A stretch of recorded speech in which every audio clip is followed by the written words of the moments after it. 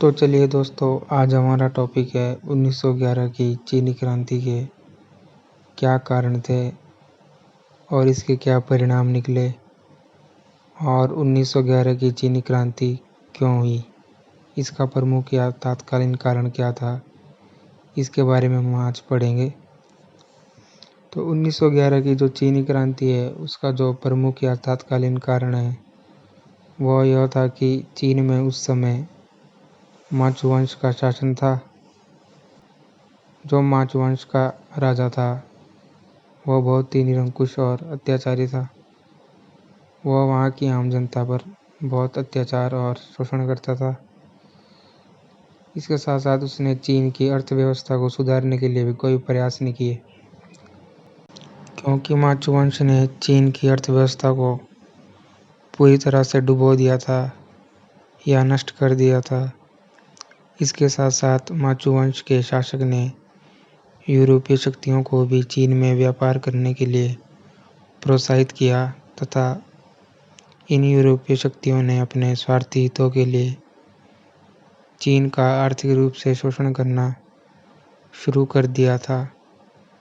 जिससे कि चीनी जो आम जनता है वो खुश नहीं थी। जिसके कारण चीन की आम जनता ने माचु वंश की गलत नीतियाँ तथा यूरोपीय शक्तियों के अत्याचारों या शोषण से बचने के लिए 1911 में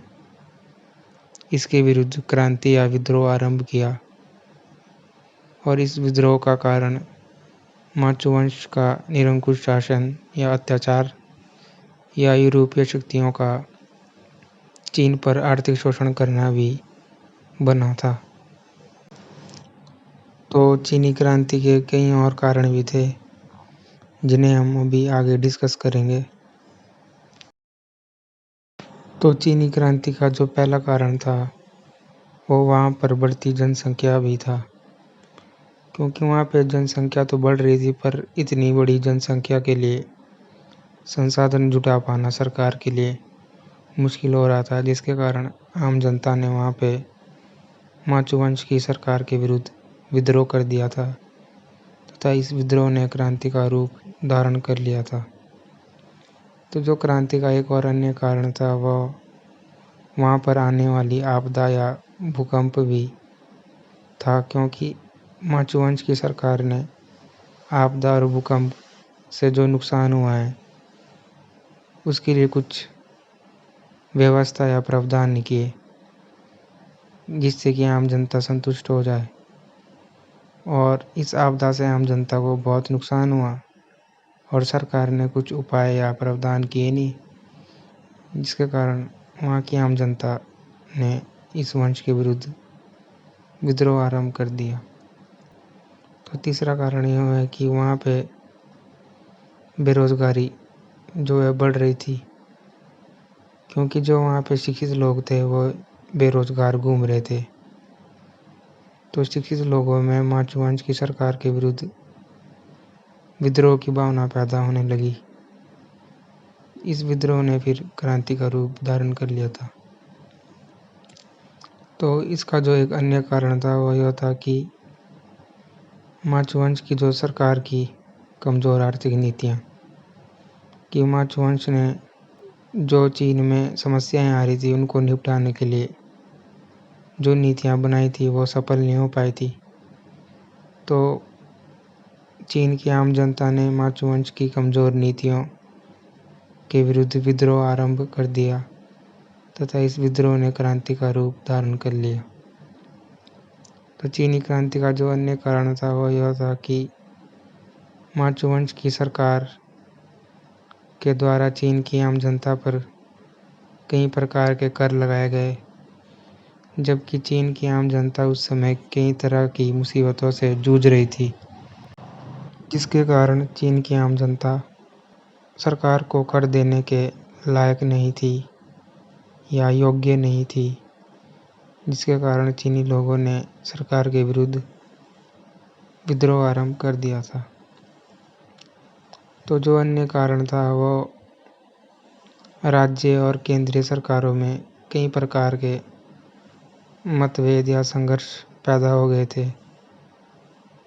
जो कि चीनी क्रांति का एक कारण बना था। और इसके साथ साथ जो विदेशों में रहने वाले चीनी लोग थे, उन्होंने भी चीन में आकर चीन की आम जनता को माचो वंश के निरंकुश शासन से छुटकारा पाने के लिए उन्हें भड़काया और उन्हें हौसला दिया कि कैसे वो इस निरंकुश शासन से छुटकारा पा सकते हैं। और जो अन्य कारण था वह पश्चिमी विचारों का चीनी जनता पर प्रभाव पड़ना, कि कई लोग पश्चिमी विचारों से बहुत ही प्रभावित थे। जो चीन के आम लोग थे, उन्होंने पश्चिमी सभ्यता से संबंधित कुछ साहित्य या लेखकों की पुस्तकों को पढ़ा था, जिसके कारण वे चीन के आम जनता को माचो वंश के निरंकुश शासन से छुटकारा दिलाने के लिए उन्होंने उनमें राष्ट्रीय जागृति की भावना तथा एकता की भावना को पैदा किया और उन्हें माचो वंश का अंत करने के लिए प्रोत्साहित किया।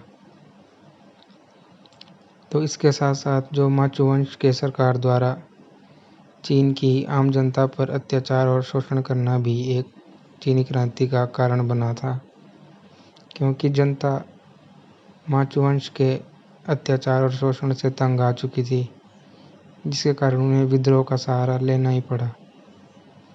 ताकि इस अत्याचार और शोषण से वे छुटकारा पा सके। तो जो लास्ट कारण था वो यह था कि चीन के शिक्षित लोगों में बेरोजगारी का बढ़ना, क्योंकि चीन में जो शिक्षित लोग थे, जो बाहर से आए थे या जो चीन में थे, वे बेरोजगार घूम रहे थे, जिसके कारण उनमें सरकार के विरुद्ध आक्रोश बढ़ रहा था और उन्होंने सरकार के विरुद्ध विद्रोह को शुरू कर दिया था। तो 1911 की चीनी क्रांति का जो पहला परिणाम निकला वह यह था कि चीन में माचो वंश के काल का समाप्त हो गया था और माचो वंश का शासन समाप्त होने के बाद चीन की आम जनता ने चैन की सांस ली तथा वह माचो वंश के अत्याचार तथा शोषण से मुक्त हुई। तो चीनी क्रांति का जो एक और अन्य परिणाम निकला वह यह था कि चीन में गणतंत्र की स्थापना हुई और चीन में एक नया संविधान भी लागू किया गया ताकि अच्छी शासन व्यवस्था को चलाया जा सके तथा अच्छी शासन व्यवस्था को चलाने के लिए उच्च पदों पर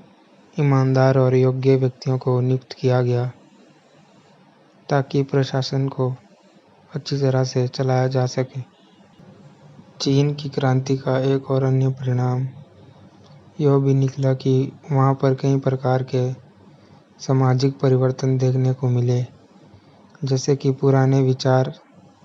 या मान्यताएं थी उन्हें समाप्त कर दिया गया था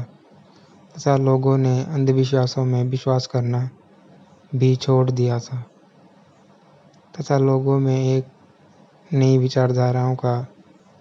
प्रचलन शुरू होने लगा था। इसके साथ साथ चीनी क्रांति के बाद चीन में कई प्रकार के आर्थिक सुधार भी देखने को मिले, जिनके कारण चीन की अर्थव्यवस्था आज विश्व की एक महान अर्थव्यवस्थाओं में से एक मानी जाती है। तो इसके साथ साथ चीनी क्रांति का एक और अन्य परिणाम भी निकला कि वहाँ पर कई प्रकार के सैनिक सुधार प्रोत्साहन दिया गया, जैसे कि सेना में नए नए युवकों को भर्ती किया गया, सेना में नए नए अस्त्र शस्त्रों का प्रयोग किया गया तथा सेना में सैनिकों के वेतन को भी बढ़ा दिया गया तथा इसके साथ साथ चीनी क्रांति का एक और परिणाम यह भी निकला कि वहाँ पे औद्योगिक क्षेत्र में काफ़ी विकास देखने को मिला। इसके साथ साथ एक और परिणाम यह निकला कि वहाँ पे शिक्षा के क्षेत्र में भी काफ़ी सुधार देखने को मिला तथा किसानों तथा मजदूरों के बच्चों के लिए निःशुल्क शिक्षा की व्यवस्था की गई।